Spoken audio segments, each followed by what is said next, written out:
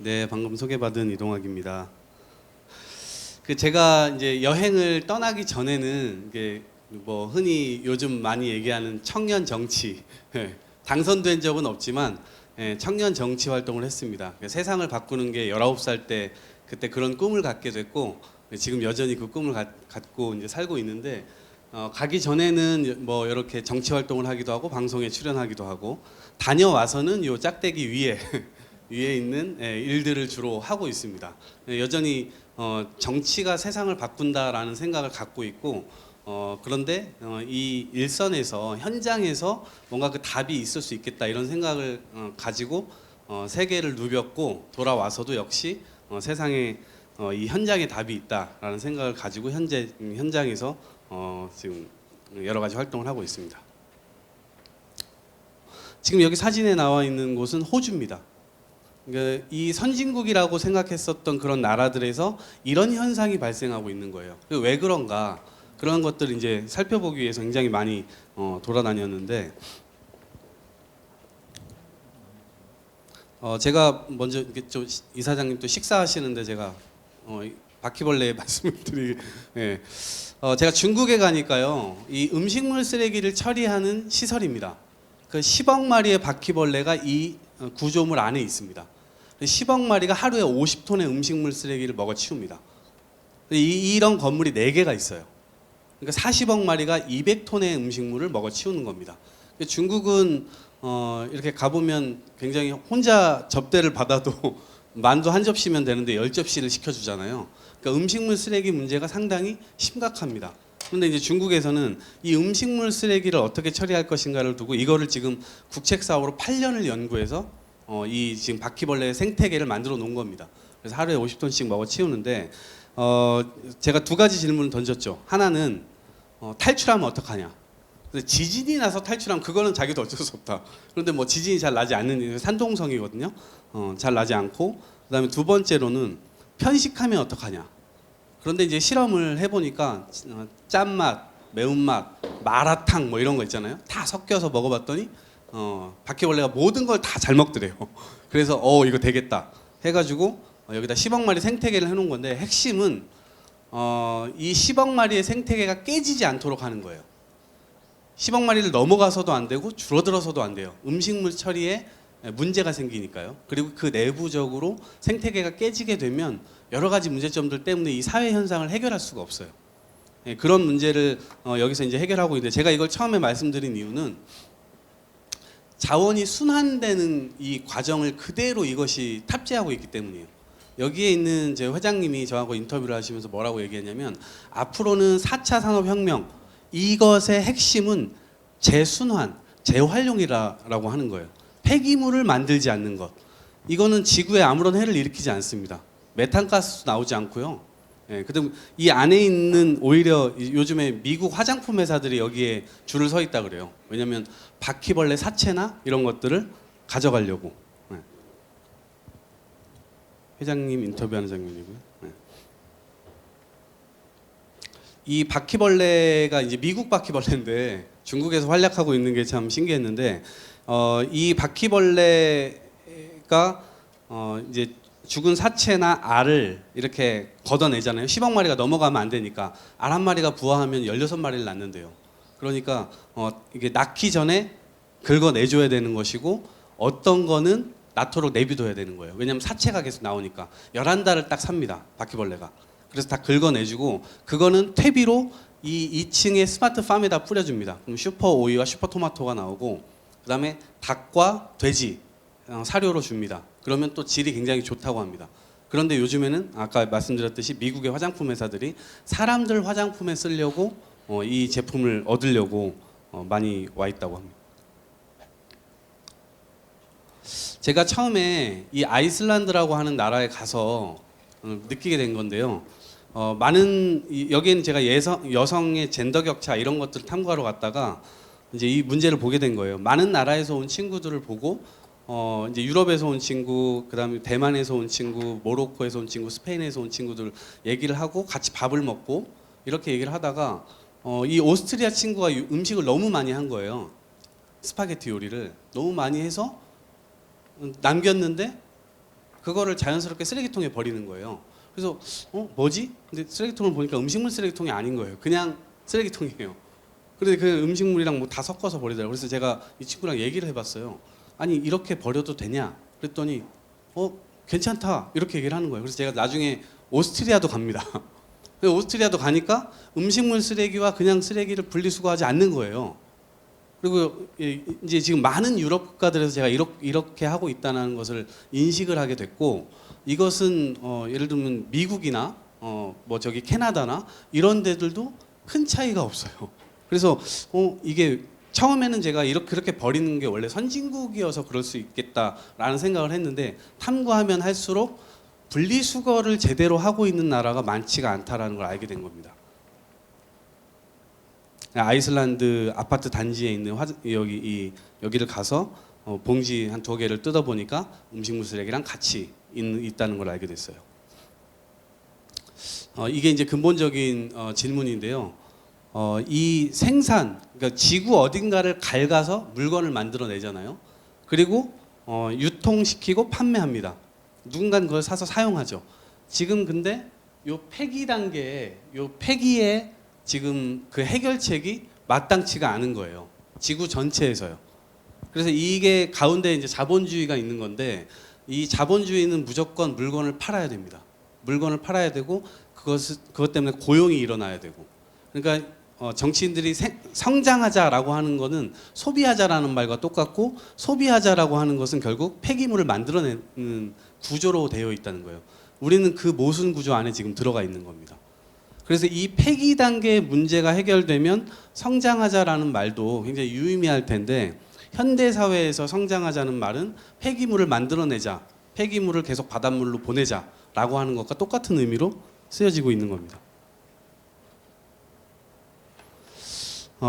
제가 브라질 선별장을 가보니까요, 친환경 도시라고 알려진 쿠리치바입니다. 그런데 여기 선별장에 분리수거된 쓰레기들이 들어온다라고 했는데, 가보니까 사실상 그러지 않았습니다. 그리고 여기에서 일하시는 분들의 처우나 이런 것들이 좋지 않더라고요. 근데 여기는 개발도상국이니까 그렇겠지 하고 제가 다른 나라 사례들을 이제 돌아다니다 보니까 대부분의 사례가 좋지 않은 처우예요. 우리나라도 마찬가지입니다. 우리나라는 지금 어떤 처지냐면, 이런 선별장에서 지금 코비드 이런 사태에도 불구하고 역시 필수 노동자잖아요. 근데 누군가는 쓰레기를 분리를 해야 됩니다. 그 역할을 지금 누가 하고 있냐면 대부분 할머니 할아버지가 하고 계세요. 그것도 50%밖에 안 됩니다. 많은 경우 절반 이상은 외국인들이 하고 있습니다. 그래서 지구에서 가장 심각한 문제, 첫 번째로 이 사태를 좀 이해하실 필요가 있는데, 2018년도 1월 달에 우리나라 역시 폐비닐 수거 대란이 일어났잖아요. 그리고 그걸로부터 사실은 교훈을 얻어서 그때 빨리 전환책을 찾아야 되는데, 지금 다시 전환의 기회를 맞은 거예요. 그때 여러 가지 조치들을 빠르게 실행력 있게 하지 않았기 때문에. 근데 이제 많은 나라들이 마찬가지였어요. 근데 이때 중국이 쓰레기 수입을 중단한 큰 이유가 2가지예요. 하나는 저도 이제 몰랐지만 대부분의 선진국들이 쓰레기의 절반 이상을 중국으로 보내왔다는 사실, 그리고 중국이 금지되니까 다른 개발도상국으로 보내고 있다는 사실, 아프리카나 아시아 국가로 주로 보냅니다. 그런데 문제는 이 컨테이너로 보낼 때 이 컨테이너 안에 재활용이 가능한, 이를테면 페트병을 압축한 그 박스들만 넣어가지고 보내야 되는데, 그게 아니라 그 내부에 생쓰레기들을 넣습니다. 이를테면 의료 폐기물 같은 걸 넣어요. 이런 현상들이 선진국에서 왜 발생하냐면 기본적으로 처리 시설이 부족하기 때문이에요. 처리 시설이 부족하니까 어떤 현상이 발생합니까? 그러면 처리 비용이 계속 올라갑니다. 처리 비용이 계속 올라가면 사람들은 그거를 빼돌려서 다른 곳에 다른 생각을 하게 돼요. 그 비용을 지불하려고 하지 않습니다. 우리나라도 마찬가지입니다. 그래서 우리나라에서 나가는 컨테이너 역시도 속 안에는 생쓰레기들, 겉에만 재활용이 가능한 쓰레기들로 포장돼서 다른 나라로 보내졌던 거예요. 그러면 그 나라로 이게 갔을 때 어떤 현상이 발생하느냐? 그 나라의 생태 오염이 되겠죠. 그리고 그 나라 사람들이 직접적으로 피해를 보게 되겠죠. 그런데 그럼에도 불구하고 그 나라들은 돈이 없기 때문에 다시 이거를 반송할 수가 없어요. 이걸 다시 다 담아가지고 컨테이너에 넣어서 다시 보냈던 나라로 다시 반송할 수가 없습니다. 그 구조가 되어 있어요. 플라스틱 차이나라고 하는 다큐멘터리의 한 장면입니다. 침칠수가 나오는 곳에서 아이가 머리빗을 빗고 있죠. 시진핑 주석이 이 다큐를 2016년에 봅니다. 그래가지고 굉장히 화가 나서 중국이 수입 금지 조치를 한 계기가 됐던 것도 이것 바로 이 플라스틱 차이나 다큐 개봉이었습니다. 중국이 그렇게 재활용 쓰레기들을 받아가지고 이렇게 여러 가지 물건들을 만들기도 하고요. 그 다음에 그것을 에너지로 회수하기도 했습니다. 보통 재활용의 방법은 이렇게 물건을 다시 만들어내는 방법도 있고, 그거를 소각해서 열에너지를 만들어서 공장을 가동, 산업단지를 가동시키는 역할도 하거든요. 중국에서는 경공업이 쭉 발달하면서 석유화학공업 이쪽으로 굉장히 발달을 하게 되는데, 이것은 아마 이제 개발도상국에서 갖는 특징 같은 것 같아요. 북미 지역이나 유럽 지역은 플라스틱 생산을 계속 줄이고 있는 상황입니다. 그리고 도시화되고 있는 아시아에서 플라스틱 생산량이 늘어나고 있는 겁니다. 그리고 단일 국가로는 30%, 중국이 가장 많습니다. 아마 이제 이 도시화가 진행되고 개발도상국일수록 이 플라스틱 생산량 계속 늘어날 텐데, 전 세계적으로 3억 6천만 톤 정도가 1년에 생산됩니다. 이것은 줄이려고 해도 계속 늘어갑니다. 유럽이나 북미 지역에서 줄이려고 해도 그 포션은 그대로 이 남미 지역이나 아시아 지역으로 이동합니다. 그래서 더 많은 포션으로 만들어지게 되죠. 필리핀에 가봤습니다. 필리핀은 마닐라 가보면 마닐라 옆에 바다잖아요. 마닐라 베이라는 곳이 있고, 거기에 바세코 마을이라는 곳이 있습니다. 판자집들이 모여 있고 한 10만 명 정도 사는데요. 여기는 해마다 해양 쓰레기들이 몰려옵니다. 자기네들이 버린 것도 아니에요. 네. 그런데 아이들이 그냥 침출수가 나오는 곳에서 저렇게 놀고 있거나 여기에서 헤엄을 치고 그렇습니다. 근데 제가 갔을 때는 이미 필리핀 정부하고 시민단체들이 다 나서서 치웠다고 했어요. 그리고 제가 이제 간 겁니다. 그런데 치운 게 엄청난 폐기물 더미들이 쌓여 있더라고요. 그래서 이 심각한 상황이 계속해서 해양 쓰레기로 오고, 얘네들은 다시 이거를 처리할 가능성이 없기 때문에 다시 해양으로 배출해 버립니다. 바다가 시꺼멉니다. 정말 시꺼매요. 그냥 사진이 이렇게 나온 게 아니고 정말 시커멓더라고요. 개발도상국으로 쓰레기를 지금 보내는 산업에 대해서 말씀을 드렸는데, 선진국들은 자기네 처리 비용이 비싸기 때문에 개발도상국으로 보내고, 개발도상국에서는 자기네들이 필요한 것만 취한 다음에 두 가지 방법으로 처리합니다. 한 가지 방법은 자기네들이 그냥 바다라 강으로 버려버립니다.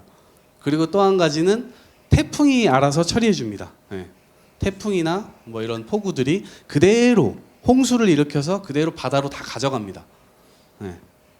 이건 뭐 불가피하게 어쩔 수 없는 거죠. 그 결과 해양 생태계가 이렇게 오염되면, 바다는 숲보다 훨씬 많은 산소를 배출하는 곳입니다. 산소를 만들어내는 곳인데, 해양 생태계가 오염되게 되면 이것이 기후 위기하고 같이 이 쓰레기가 맞물려 있는 것을 지금 의미하거든요.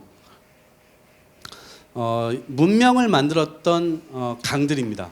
그런데 이 강들이 오늘날 문명을 망치고 있는 강으로 변화해 가고 있습니다. 전 세계에서 10개의 오염원을 배출하는 강들입니다. 강에는 굉장히 많은 도시들이 있죠. 도시들에는 사람들이 많이 살고요. 그러면 사람은 쓰레기를 갖고 다니기 때문에 이렇게 될 수밖에 없는 겁니다. 주로 개발도상국들에 모여 있습니다. 아프리카, 남미, 아시아 지역에. 이거는 1000여 개의 강을 분석한 겁니다.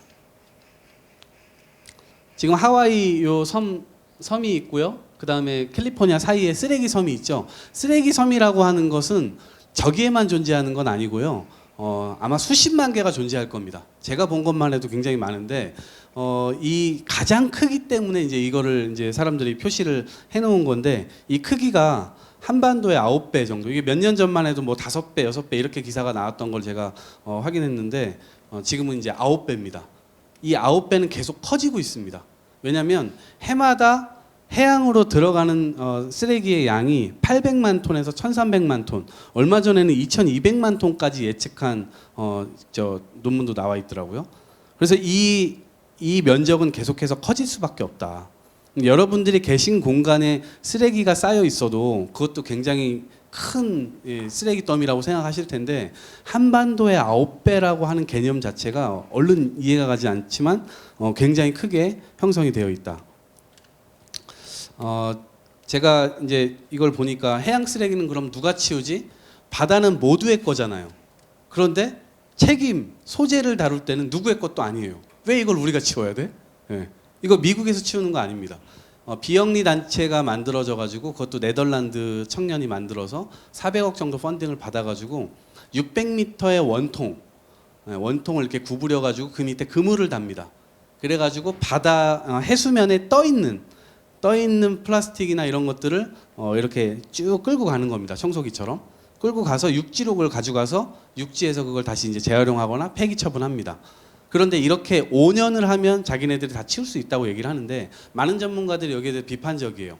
왜냐하면 쓰레기가 계속 나오고 있기 때문에. 네. 5년을 해도 안 될 거다. 그래서 수도꼭지를 잠그고 수돗물을 퍼내야 되는데 수도꼭지는 틀어놓은 채로 그냥 수돗물만 퍼내는 격이다. 이렇게 비판을 많이 하더라고요. 그럼에도 불구하고 저는 이걸 해야 된다고 생각합니다. 누군가 치워야죠. 그리고 그 비판을 받으니까 이 친구들이 뭘 만들었냐면 인터셉터라고 하는 배를 만듭니다. 전 세계 1000여 개의 강에다가 1000대를 다 이 배치를 하는 게 얘네들의 이제 비전이라고 얘기를 합니다. 100% 태양광 전력으로 돌아가고요. 이 쓰레기가 부유 쓰레기 떠 있는 쓰레기들이 가다가 이 레일을 만나면 이 레일 위로 올라가게 되어 있습니다. 그래서 이 배가 쓰레기통 안에는 쓰레기통 구조입니다. 쓰레기통으로 들어가게 되어 있습니다. 그렇게 해서 강 하류에서 바다로 나가는 쓰레기를 막겠다. 이제 이렇게 하고 있는데 우리의 대책은 한 계단씩 올라가서 결국에는 쓰레기가 배출되지 않는 시스템을 만드는 것이 가장 베스트겠죠. 그런데 우리가 만든 문명이 소비 문명이기 때문에 아마 그것이 굉장히 어려운 일일 겁니다. 네.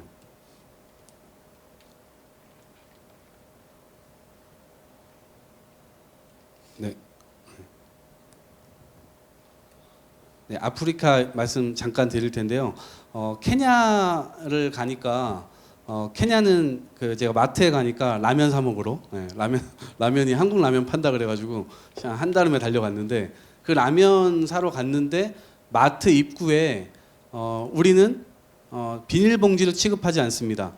취급하면 4천만 원의 벌금을 물게 됩니다. 근데 거기 케냐가 3,000불도 안 돼요. GDP가 우리나라 지금 3만 불인데 우리나라 개념에서도 4천만 원은 큰 개념인데 케냐에서 4천만 원의 벌금을 물는다고 하니 너무 깜짝 놀란 거. 그래서 들어가 봤더니 사람들이 장바구니를 다 사용하고 있고 그다음에 요즘에 일회용 요 앞치마 많이 식당에서 많이 쓰는데 그 부직포로 만든 가방을 100원에 팔고 있더라고요. 그건 다 중국에서 떼오는 겁니다. 그렇게 해서 케냐가 비닐봉지를 사용하지 않는 이제 케이스로 이렇게 많이 알려져 있는데 알고 보면 주변 국가로부터 많은 밀수가 일어나요. 그런데 밀수조차 될 수 없는 나라가 있습니다. 그 옆 나라 이제 제가 여기는 우간다 버스 터미널이고요. 르완다로 가는 밤에 이제 주로 갑니다. 숙박비를 아끼려고 10시간 정도를 갑니다. 근데 버스에서 자고 아침에 도착하죠. 근데 이제 국경에서 르완다 국경에서 제 가방하고 이런 것들 다 수색당합니다.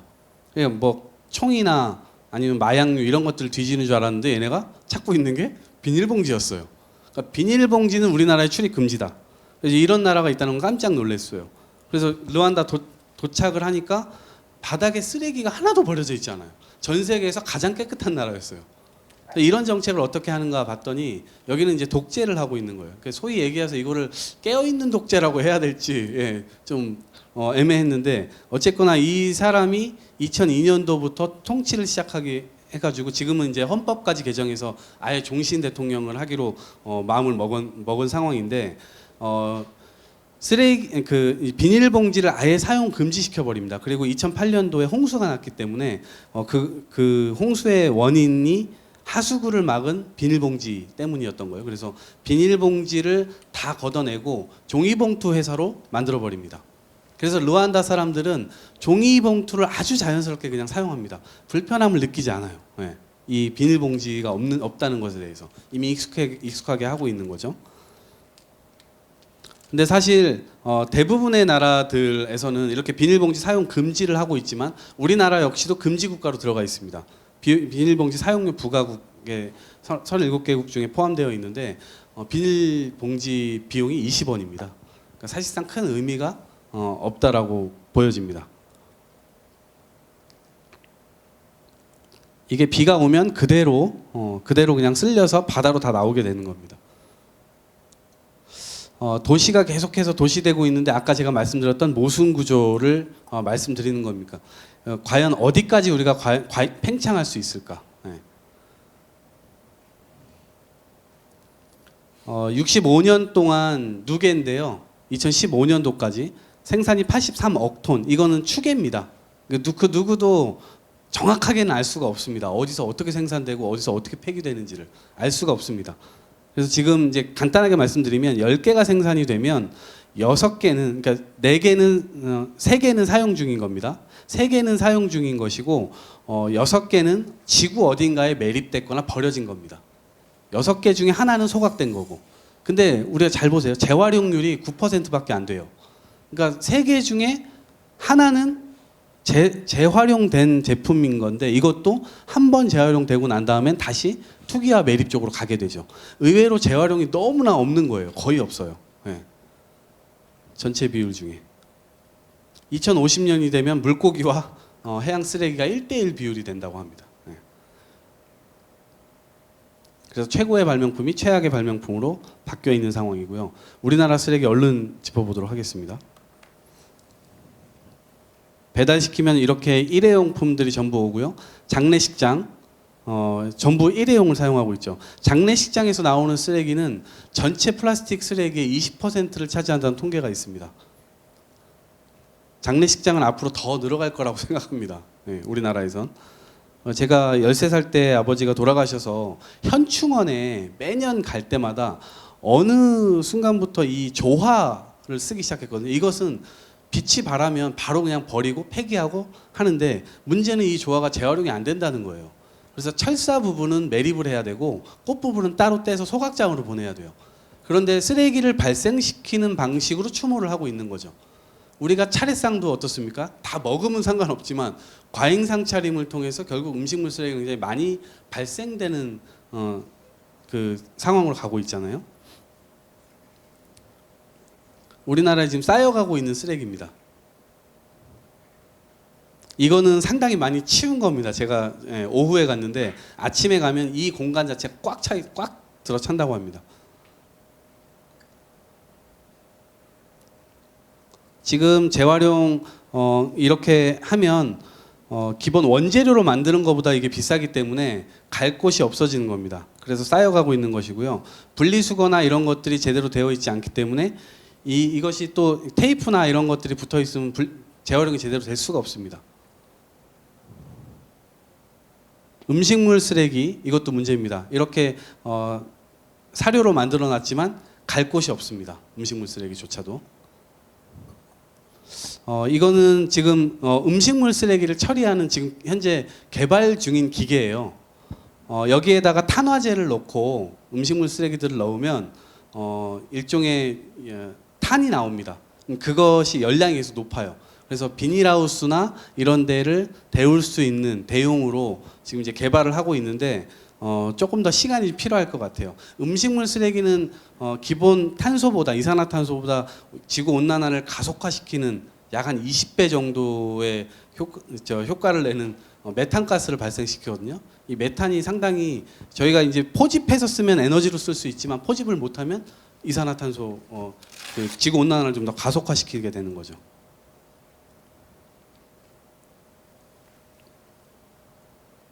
우리나라의 현실이고요. 지금 그 스티로폼인데 스티로폼은 녹이면 이렇게 재료로 뽑을 수가 있습니다. 이 재료로 뭘 만들려면 액자를 만듭니다.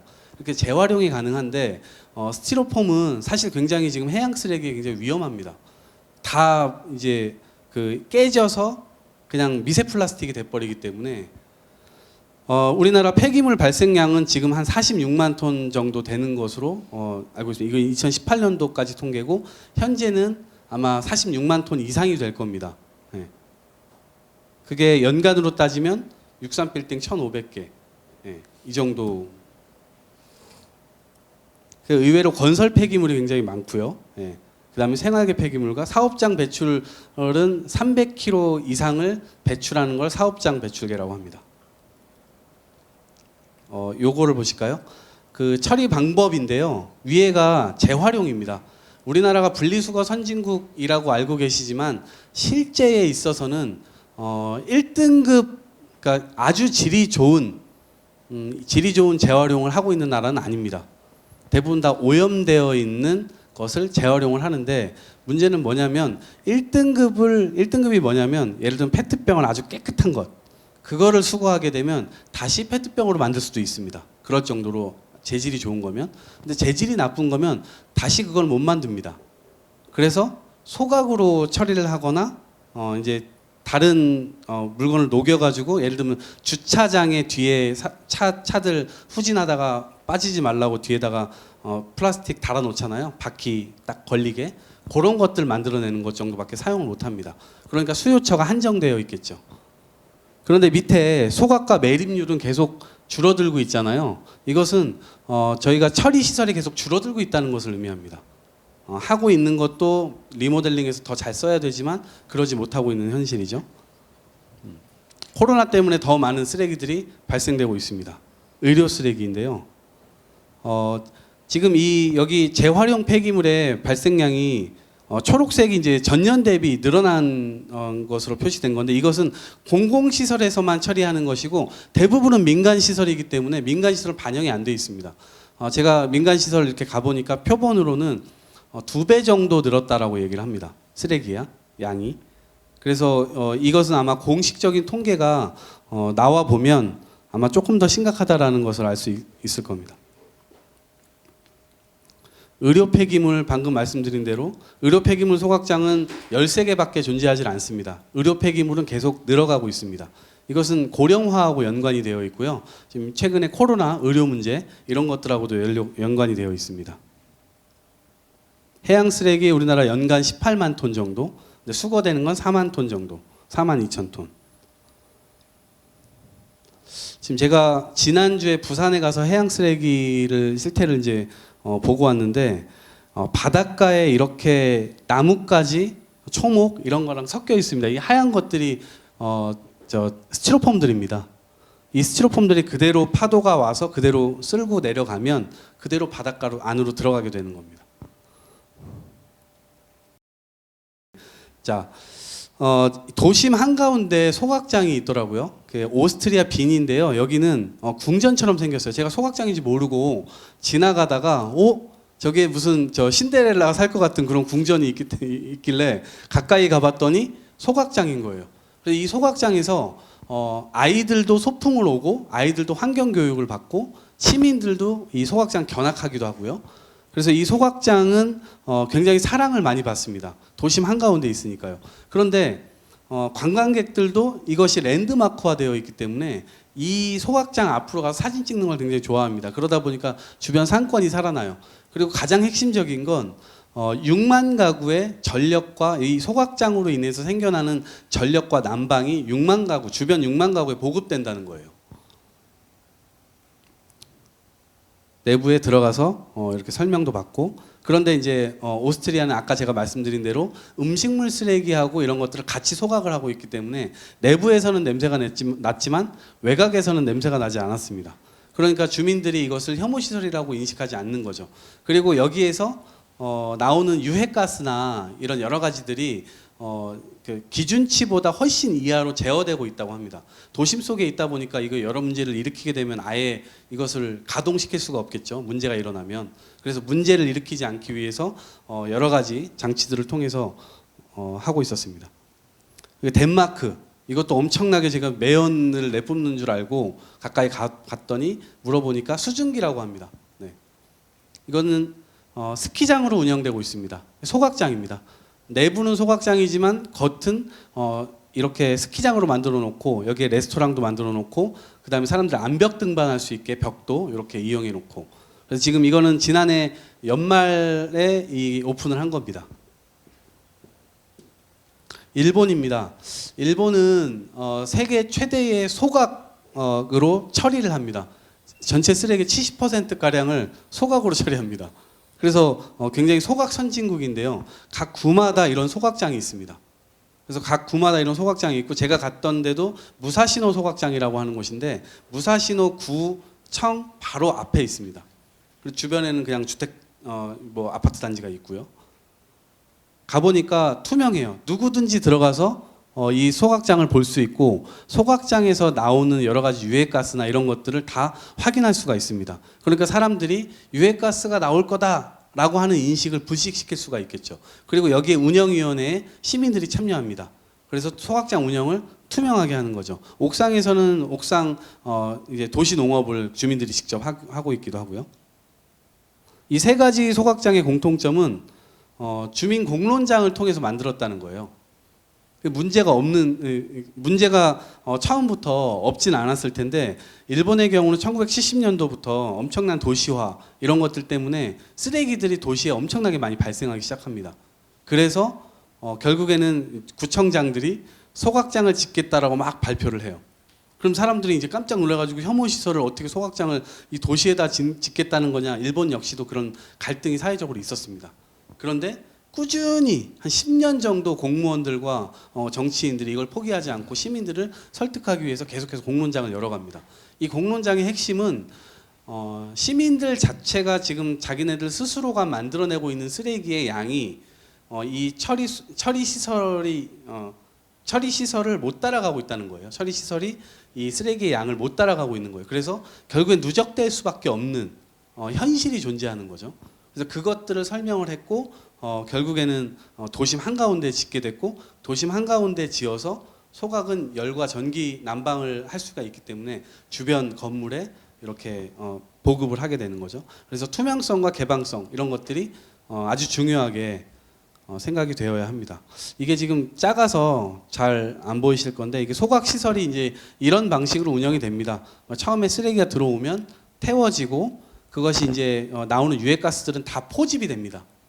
포집돼서 다 에너지로 전환됩니다. 바이오가스나 이런 것들은 전부 다시 다 에너지로 전환을 하고요. 그 다음에 결국에는 나중에 나가는 거는 수증기 플러스 유해가스가 조금은 나가는데, 그게 우리나라에서 정해준 기준치보다 10분의 1 이하로 관리가 됩니다. 예.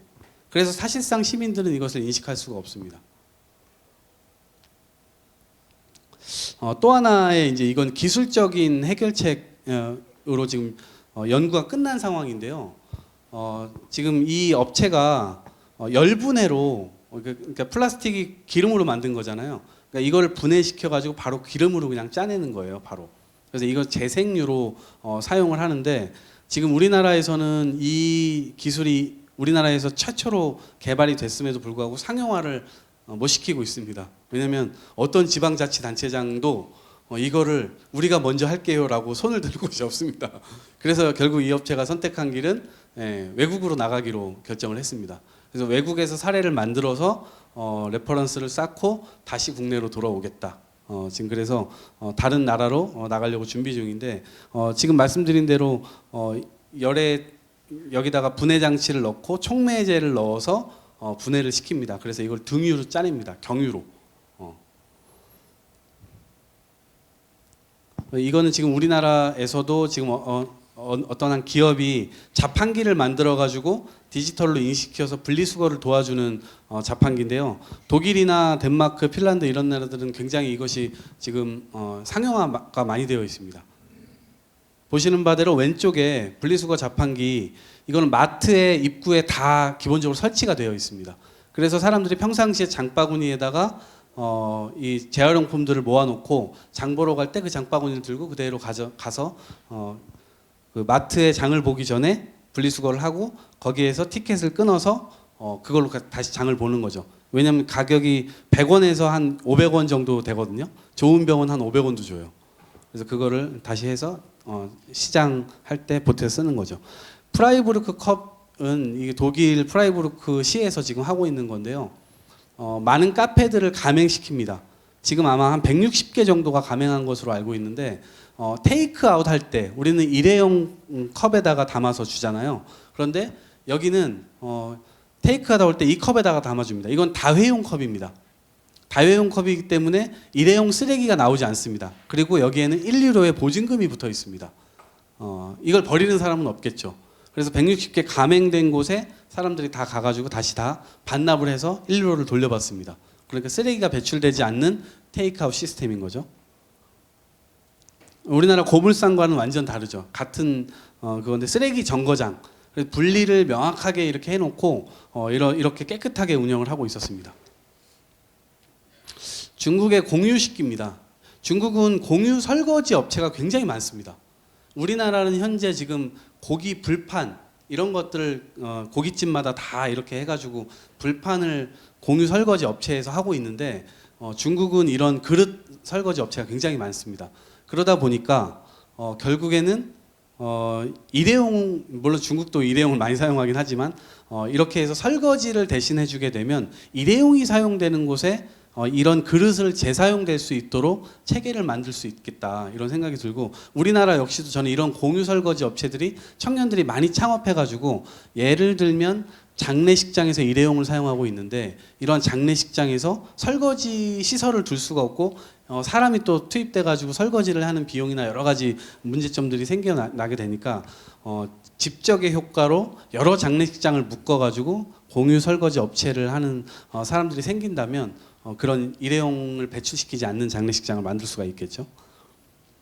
이거는 이제 리필 시스템 가게입니다. 여기는 이제 포장지가 사용되지 않고요. 대부분 다 자기가 자기 그릇을 가져가서 자기 먹을 만큼 퍼오는 겁니다. 그래서 그램수로 가격을 지불하는 거죠.